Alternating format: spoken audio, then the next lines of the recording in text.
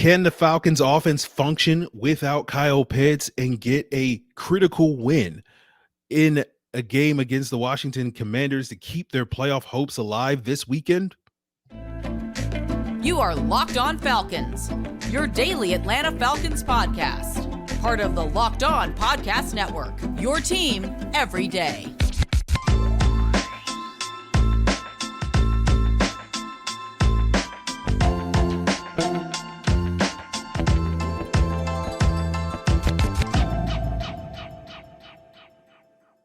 What's up, everybody? Welcome to the Locked On Commanders and the Locked On Falcons podcast, part of the Locked On Podcast Network, your team every day.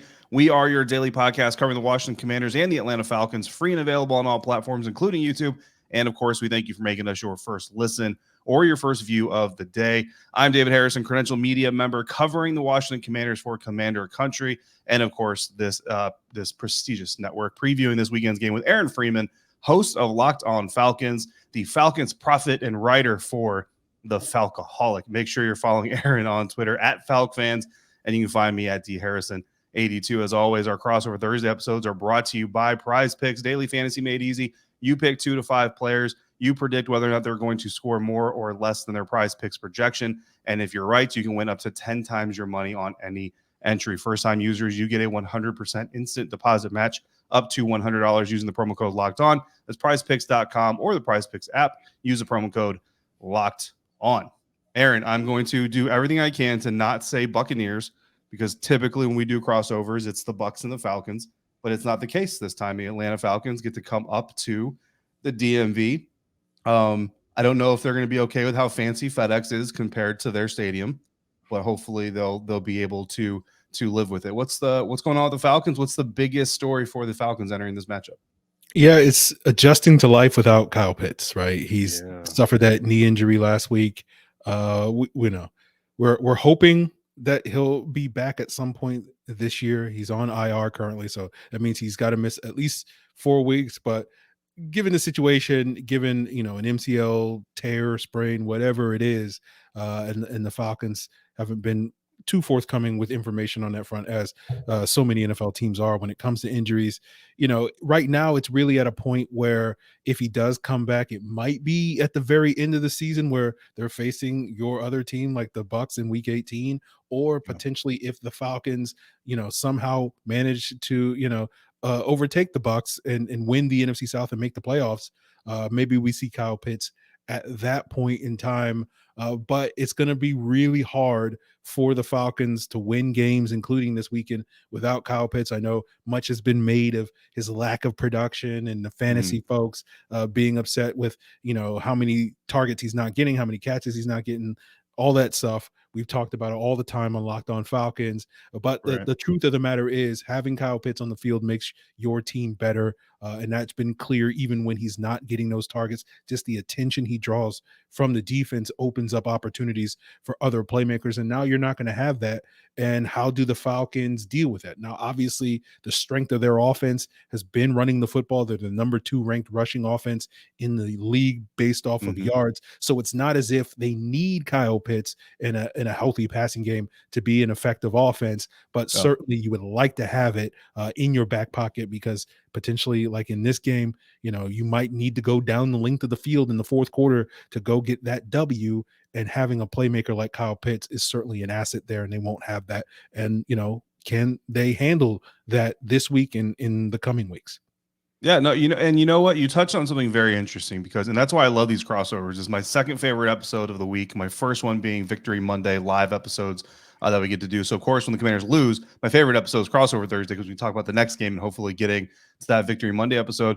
But I'll be honest, Aaron, because I am an outsider for the Falcons, right? I mean, I cover them, I don't cover them. I look at them closer than maybe some people do just because they're within the division. But even me, when I saw that news come across, I was like, okay, that's first of all, it's terrible for the young man. He's already had kind of an uphill climb trying to be this generational tight end that he's built out to be, and that's a lot of pressure. But then also the Falcons losing a playmaker, and obviously it's a loss and it's significant. But I kind of paused and was like, but really, how big of a loss is it? Because it's not like he's been blowing the roof off of games and off of opponents. So you kind of touched on that. So let me ask you that, like, how much of this, like, because obviously stats can lie, right? How much of this, from a functional standpoint, how big of a loss is this really? It's a significant loss. Like, he's a big part of their offense. The real problem has been that the quarterback has not been able to get him the ball. It would basically be like, and this has been a oft discussed topic on Locked On Falcons, and I'm sure the comments are going ham right now, with this debate. But like, if Marcus Mariota was playing better football, like, no one would be complaining about Kyle Pitts' lack of targets, lack of touchdowns, lack of anything. They try to get him the ball a ton in their offense, and the quarterback just hasn't done a great job connecting with him. That rapport between those two guys has not really shown much growth over the course of this season. So he is a big part of their offense. And so when you just look at the box scores, you may not think it because you're seeing games where he only has 2 catches or 3 catches or something like that. But the Falcons rarely throw the football, but when they do, it's most often to Kyle Pitts. He overwhelmingly takes up the lion's share of their targets. It's just unfortunately, inconsistency from the quarterback position has led to those targets not being converted into receptions and touchdowns. Yeah, understandable, absolutely. And you know what? That's great insight. I kind of liken it to Logan Thomas. Commanders fans are going to understand that. Like, Logan doesn't necessarily put up, jaw-dropping numbers week in, week out, but certainly an important part of the offense when they can have him out there. So a huge story for that. For the Washington Commanders, I know everyone's expecting Chase Young, but I'm going to be honest with you. Even if Chase plays this week against the Falcons, it's going to be on a pitch count. If he plays more than a third of the defensive snaps, I will be surprised. Honestly, I'm looking like 3rd down, 3rd and 5 or more, third and passing, right? As probably the situations you see Chase on the field. And just like the Falcons coach, just like most coaches, we're not really going to get official word on what's going to happen with Chase till Friday, maybe even Saturday, because he could be questionable and all the way up till game time, not get a full discussion. So rather than kind of chase that rabbit hole and what might be and what if, I'm going with Taylor Heinicke, because the starting quarterback, right, kind of labeled the starting quarterback. Ron Rivera kind of clarified and said, this is just for Atlanta. We'll go week to week and see how this goes. So that's kind of significant. But I think it's important to look at Taylor and his production compared to what he does for the team. And you're kind of talking about Kyle Pitts. Like, the numbers may not be blowing the roof off the stadium, right? 1,031 passing yards in 5 games. It's only 206.2 yards per game. The Commanders had the 21st ranked passing game in that per game, not just with Taylor, but even going back to with Carson was about that same click. 7 yards per average is 17th, ranked 17th among 35 NFL quarterbacks with at least 148 pass attempts, which is how much Taylor has thrown the ball in those 5 games. In those, he's averaging 7 yards per attempt. Again, middle of the pack. Wentz is actually averaging 6.4, 31st. So that kind of sounds like that production is better. But Taylor's also had a 5-to-4 touchdown interception ratio. 2% of his throws have been considered big time throws by PFF. That's not very good. 6.4% of his throws have been considered turnover worthy. Jalen Petrie is forever going to kick himself for dropping that first drive interception for the Houston Texans last week. That's tops amongst every quarterback that's thrown at least 148 passes this season, which is 35 of them. That is the highest turnover worthy percentage. But then he does other things. And this is, I think, Aaron, where he helps this team win. It's not so much the stat box. Only 12.7% of Taylor's pressures, the pressures against him, have turned into sacks. And that is one of the lowest numbers of that group, again, of that group of 35 quarterbacks. And that is kind of what this team loves about him, is that he's going to fight and scrap every single down. There's not a single down where he's not just ready for the fight. And that kind of helps elevate them. It's not so much that his play, like, he's not throwing guys open all over the field. The timing is not immaculate, but his energy rises their play from a way you can't really quantify. And that's turned into 0 drops in 5 games for this quarterback. It's because these receivers and running backs and tight ends, they know they need to perform for Taylor because of his limitations, but also because of the fight in him. They want to go out there and perform for him. Yeah, you don't have to convince me of how dangerous Taylor Heinicke is, because I remember the Falcons last year where Taylor Heinicke was cooking in that fourth quarter against a very bad Falcons defense, and it's not a whole lot better. It's a little bit better than it was a year ago. So certainly, Falcon fans are very familiar with sort of that mojo that Taylor Heinicke can bring to the football field, where it's not always pretty, it's not always sort of consistent, but he's going to keep you, competitive and in games and be in a position to win it in the end. And certainly I've seen, my fair share of that from Heinicke in Washington, Heinicke in Carolina. And I think, Commanders fans have seen that the last couple of weeks. And that's one of the reasons why it does feel like, it's Heinicke's, again, whether it's his job to lose, again, I know you have more insight into that, but it does kind of feel like if and when Wentz is ready to come back, like, I don't know if he's going to get his job back. Yeah, that really is what it is when is Taylor going to essentially relinquish the job via his play? And I know there are a certain amount of Commanders fans that are kind of wondering, like, when is the bad Heinicke going to come out? When is that 6.4% of turnover worthy plays going to bite this team in the butt? And I agree. I think that's kind of the key to this game. But we'll also get into key matchups, and we're going to do that here on this crossover episode. Thanks to our friends over at BetterHelp Therapy, because this show is sponsored by BetterHelp Therapy Online. And Aaron, when I think about some of my biggest moments in life that I had to adjust to what everything that life was giving me, nothing stands out more than coming home from Afghanistan. My wife and I look back at it and we laugh now, almost 20 years in the rearview mirror. But I was so uncomfortable coming back to what most people call normal life that I was literally in my own house asking permission just to get a glass of water. That's how uncomfortable I really was. Fortunately, we were able to get past that, obviously, and eventually things did get back to a normal again, but it didn't come without some help, because life doesn't come with the user manual, and everyone deals with stresses in different ways. Sometimes we need help, and BetterHelp is the better way to get it. Therapists are trained to help you figure out the cause of challenging emotions and learn productive coping skills, which makes therapy the closest thing to a guided tour of the complex engine called you. BetterHelp has connected over 30 or 33 million people with licensed therapists. It's convenient, secure, and the best part is it's accessible anywhere, 100% online. You just fill out a brief questionnaire. They match you with a therapist. And look, if it's not going well with that therapist, you can easily switch anytime. It couldn't be simpler. No waiting rooms, no traffic, no endless searching for the right help. Get unstuck with BetterHelp. Learn more and save 10% off your first month at betterhelp.com/lockedon. That's BetterHelp, HELP.com/lockedon. Aaron and I are going to identify the key matchups that will decide which team comes out on top this weekend. And we thank you for joining us in that discussion by making us first listen of the day. Make sure you're also checking out Locked On Sports today. The games that matter, the biggest stories in sports, go beyond the scoreboard, behind the scenes with local experts and insight that only Locked On can provide. Available on YouTube and anywhere you're getting your podcasts. Aaron, we've talked about Kyle Pitts and the absence thereof. We talked about Taylor Heinicke and kind of what he brings to the field. Do you think that Falcons defense and how they can possibly affect Taylor, maybe take advantage of those turnover-worthy plays, is the key matchup, or is there another matchup you're looking for Atlanta to take advantage of? Yeah, I think that's one of them. I'm curious to get your insights on this, David, watching this Washington offensive line just from afar and a little bit of research I've done. It does feel like maybe the weakest link on their offensive line is that center position. I'm curious what your thoughts on that, because I'm wondering maybe this is a good opportunity for someone like Grady Jarrett, who's got a lot of reps at that nose tackle position over the last couple of weeks, could really wreak havoc against whoever that center is one-on-one. I know maybe Wes Schweitzer, a former Falcon, maybe coming back to the lineup. I'm just curious. It seems like there's been kind of musical chairs on that Washington offensive line all season long. There absolutely has. And Wes is certainly, it seems like he's getting healthier, right? But Tyler Larson has been the guy of recent memory. And again, if Wes can't go, he will probably be the guy that you see out there. And Andrew Norwell, if there's two members of this offensive line that are going to struggle, you hit the nail on the head. It's going to be the center, and it's probably going to be Andrew Norwell. Trey Turner had some issues early on in the season. He kind of got pulled, and Coach Vera was like, he probably wasn't ready.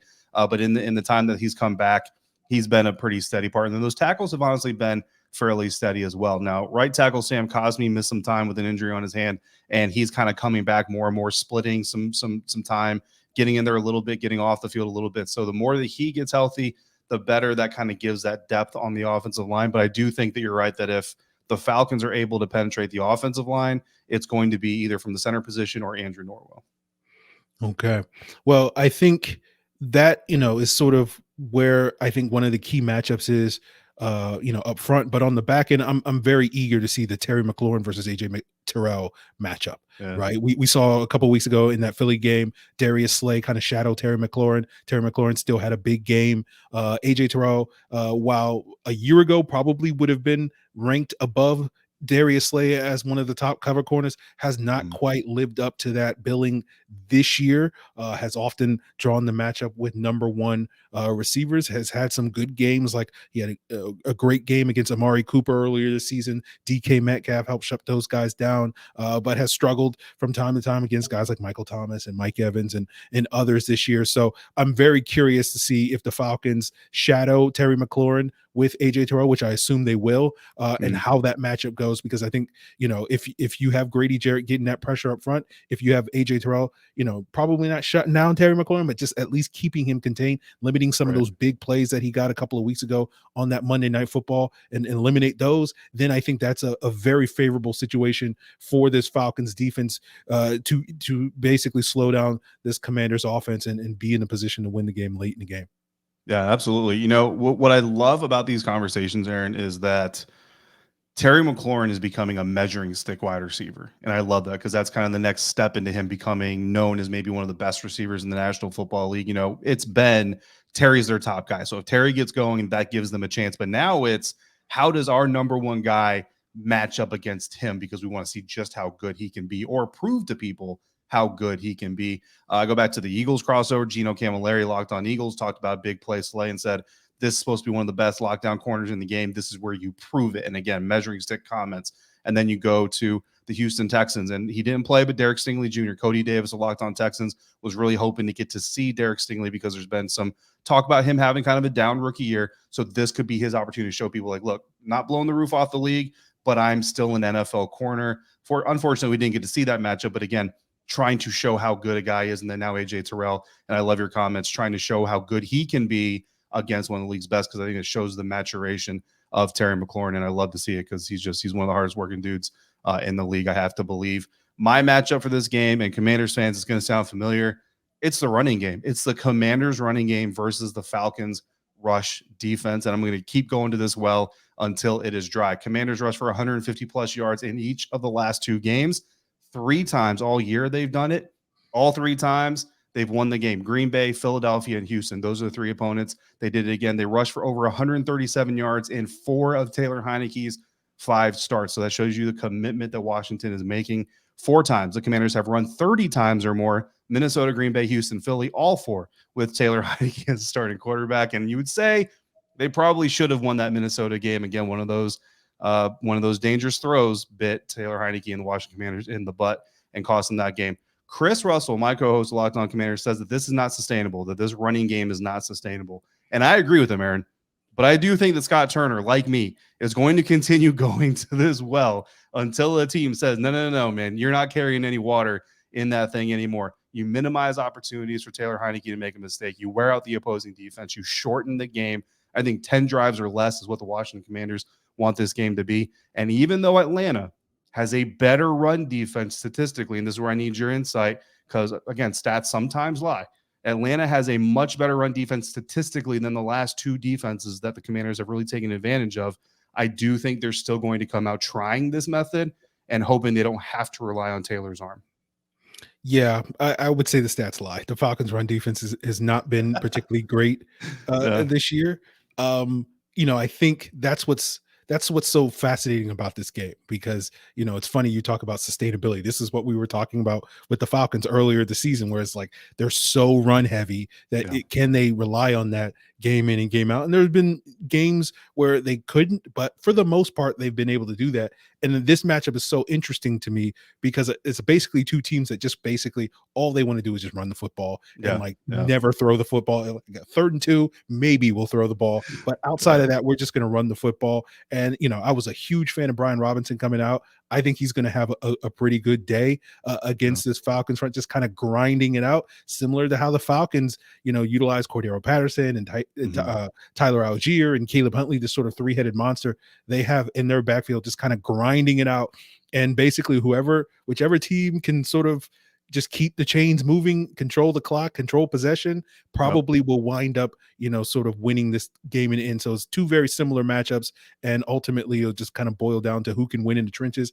I think Washington feels probably a little bit better about their ability to stop the run with all those playmakers up front that they have, and then the Falcons probably would do so. That may play to Washington's favor. Yeah, no, I absolutely agree with you. I actually have a note here that says, bottom line up front, I think that the team in this matchup that holds a lead longer than 2 possessions in the second half. So for 2 straight possessions, we switch sides. Whatever team, if one of those teams can secure the lead for that long, I think that team wins, because those 2 possessions, that's going to be about 45 to 50% of your entire second half. So if you can secure the lead and get that momentum going, you force the ball into the opposing quarterback's hands.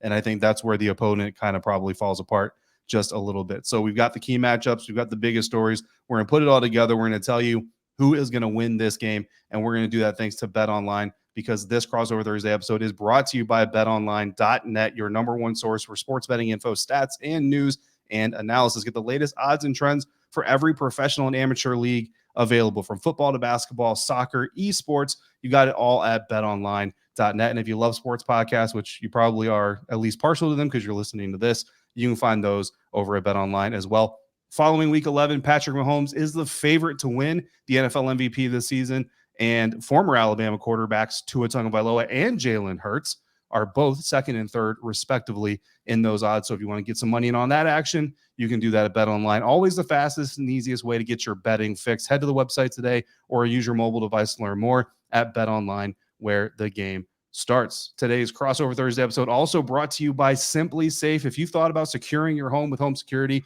but you've been putting it off, you're going to want to hear this, because right now, Locked On listeners, you can order the number one rated SimpliSafe home security system for 50% off. Order your SimpliSafe system for half off today and enjoy advanced security and greater peace of mind this holiday season, especially as you're getting some of those packages delivered. If you got a neighbor that might be a little shady, you can catch them on film doing what they shouldn't be doing. Personally, I travel a lot, and the fact that I can check in on my home, my property with the SimpliSafe app and my HD cameras that are around my house is a lifesaver. SimpliSafe was named the best home security system of 2022 by U.S. News and World Report for a third year in a row. And in an emergency, 24/7 professional monitoring agents use Fast Protect technology exclusive with SimpliSafe to capture critical evidence and get the police or emergency response that you need with that 24/7 professional monitoring. It costs you less than $1 a day. So don't miss your chance to save big on the only security system I recommend, because I use it on my own house. Get 50% off on your new SimpliSafe system at SimpliSafe.com/lockedon. That's their biggest discount of the year, so don't wait. SimpliSafe.com/lockedonnFL. There's no safe like SimpliSafe.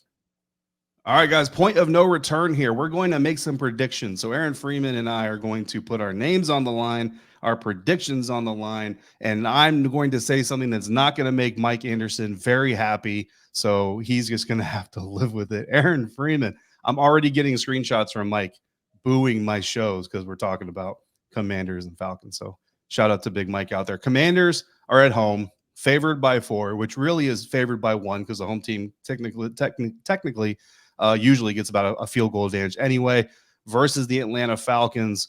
Who you got coming out on top of this one? Yeah, the Locked On Falcons listeners are not going to be happy with me. I think the Commanders probably will pull it off. I think just like pretty much every game the Falcons have, it will come down to the final possession in the fourth quarter. Probably whoever has the ball last will have a chance to go down the field and win it. And whether it's the Falcons or the Commanders, I don't feel as favorable thinking about the Falcons going up against that Commanders defense, with the game on the line and probably needing to throw the football in the 2-minute drill to win the game. Than I do probably Taylor Heinicke. We saw him do this last year against Atlanta, doing it in the 2-minute drill against a weaker Falcons defense.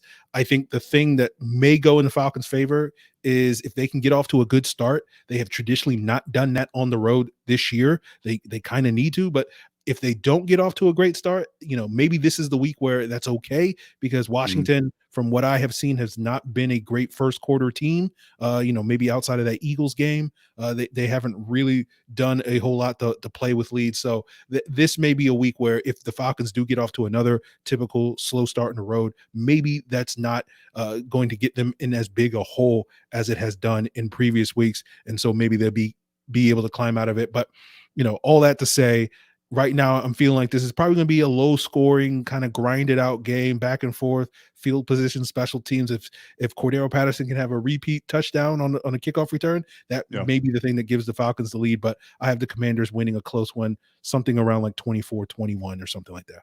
Nice. I like the score prediction. Listen, I have it on good authority. There are, and I can't say every team, but there are pro scouts and there are quality assurance coaches that listen to these podcasts because they want the inside information. They want the localized, focused analysis and opinions as well. So I'm going to give, so if you're a Falcons quality assurance coach or quality control coach, whatever your organization calls them, or a pro scout, check it out. Listen up. You got to score early. So there's my groundbreaking analysis. Every team wants to score fast, right? Every team wants to come out fast. But honestly, against Washington Commanders, that is the key. You need to put the Commanders behind, put the ball in Taylor Heinicke's hands, and force him to not make the critical mistake for at least 45 minutes if you can in this game. So that's really what it boils down to. And so I know every single well, no duh, of course. Put your pen down. Got it. Here's my score prediction. Again, Commanders favored by 4. Atlanta is scoring 23.5 points per game on average, allowing 24.9 points per game. Very close margins of scores there, right? Washington is scoring 19.5 points per game, allowing 17.9. Again, very close margins of scores there. So Atlanta scoring differential, so you don't have to do the math, negative 1.4. They're scoring negative 1.4 points fewer than they're allowing on average. Washington's point differential, negative 0.8 points. So not even a full point on average, which means both these teams play a lot of close games. And that's what we both have kind of testified to here. 4 points is too much. That's too big of a spread. I do think the Falcons cover the spread. So if you're a Falcons fan, you want to put money on your team because you're loyal, do yourself a favor, do it against the spread, give yourself those 4 points wiggle room so you can at least celebrate your own victory, even if Atlanta loses, which I do think they will, Aaron. 23-21 is my score prediction. I legitimately have that typed on my screen, so nobody accuse me of copying Aaron. I'm not Price is writing him, okay? I'm not. 23-21 is my math. So Aaron, recapping this crossover, my biggest story for the Commanders is Taylor Heinicke going to continue to keep the Commanders out of trouble, not put up a lot of numbers, but can he avoid the big mistake? Key matchup, Commanders rushing game versus that Falcons rush defense, which you say statistically is better than they actually are functionally, which makes all Brian Robinson Jr. fantasy owners very, very happy.